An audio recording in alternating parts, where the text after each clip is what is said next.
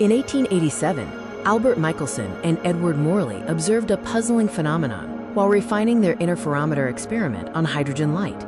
They expected a single, sharp spectral line, but instead found a doublet, two distinct lines separated by a tiny wavelength.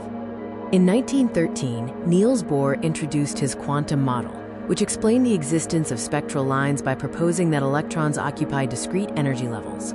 However, the model was incomplete. It could not mathematically account for the fine structure splitting observed by Michelson and Morley. In 1916, Arnold Sommerfeld refined the Bohr model with two key modifications. First, he proposed elliptical orbits. Second, applying special relativity showed that the changing speed in these orbits resulted in slightly different energy values. This explained the cause of the fine structure splitting. While the Bohr-Sommerfeld model provided a theoretical basis for fine structure, it ultimately failed in the details. It made incorrect predictions about the number of split lines and couldn't explain the anomalous Zeeman effect, where lines split unpredictably in a magnetic field.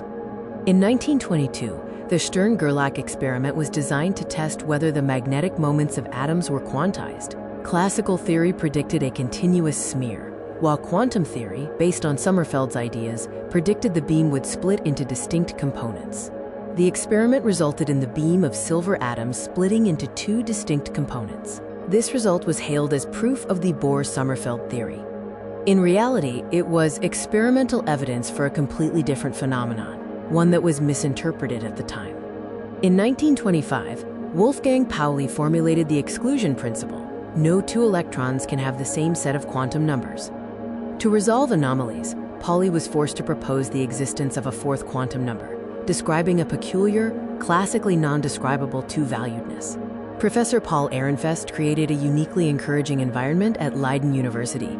He encouraged students to share ideas, no matter how far-fetched. Among his students were two young physicists, Samuel Goudsmit and George Uhlenbeck. Ehrenfest suggested Goudsmit and Uhlenbeck work together to interpret Pauli's principle. Uhlenbeck realized the physical implication. It means that there is a fourth degree of freedom for the electron. It means that the electron has a spin, that it rotates. By incorporating a spinning, magnetic electron and half-integral quantum numbers, Goudsmit and Uhlenbeck's theory perfectly fit the complicated Zeeman effects and the fine structure. Ehrenfest, confident in his students, submitted their paper despite their last-minute doubts.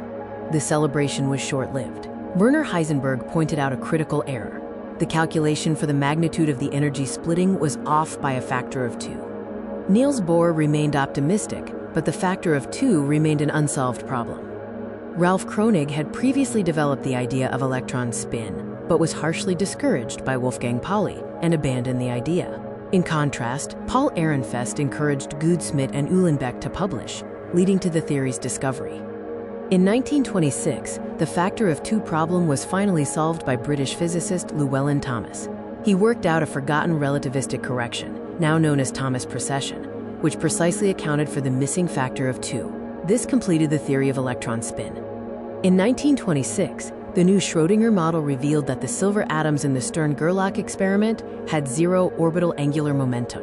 Therefore, the splitting of the beam could only be due to the electron's intrinsic spin. The Stern-Gerlach experiment became the definitive proof of electron spin. Paul Ehrenfest is the unsung hero of this story. His encouragement and collaborative environment ensured the idea of spin was not lost. As Goudsmit reflected, scientific progress happens not just through individual genius, but through communities that foster radical ideas.